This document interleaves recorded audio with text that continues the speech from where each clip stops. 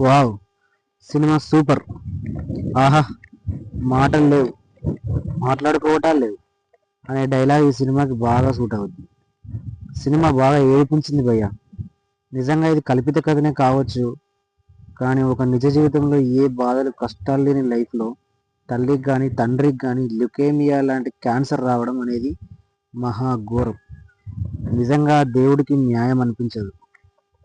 Vyas sir పిల్లలకు చెప్పే స్టోరీలు ప్రతి స్కూల్లో అదే విధంగా ఆ బుక్‌ని ప్రింట్ చేసి ఇస్తే చాలా బాగుంటుంది. మనం చిన్నప్పుడు స్కూల్లో చదువుతున్నప్పుడు ప్రతి టీచర్ బుక్‌లో ఉన్నది మాత్రమే చెప్పి బట్టి పట్టమనేవాళ్ళు. కానీ వ్యాస్ సార్ తయారు చేసిన మెథడ్‌లో స్కూల్లో పిల్లలకు పాఠాలు చెప్తే ప్రతి స్టూడెంట్‌కి అర్థమవుతుంది. ఇలాంటి విధానాలు ఎప్పుడైతే వస్తాయో అప్పుడే పిల్లల భవిష్యత్తులో బాగుపడతాయి. నిజంగా అప్పుడప్పుడు అనిపిస్తుంది సార్, దేవుడు మనుషుల్ని ఎందుకు పుట్టిస్తున్నాడు, ఎందుకు చంపేస్తున్నాడు అని. ఈశ్వరుడు మనల్ని తల్లి, తండ్రి, అన్న, అక్క, చెల్లి అనే బంధాల్లో నెట్టేసి మళ్ళీ మరణంతో బంధాన్ని కట్ చేస్తాడు. సినిమాలో కొత్త హీరోయిన్ తను కూడా బాగా నటించింది. మన సుమంత్ గారు తీసిన సినిమాలో ప్రతి ఒక్కటి ఏదో ఒక మెసేజ్ ఉంటుంది. ఇది కూడా అదే కోవలోకి చెందింది.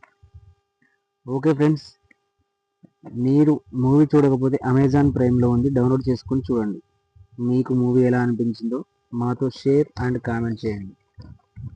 స్కూళ్ళల్లో ఫెయిల్ అయిన విద్యార్థులకు వీడు ఫెయిల్ అనే బ్యాడ్జ్ ఇస్తే వాడు నిజంగానే కుంగిపోతాడు.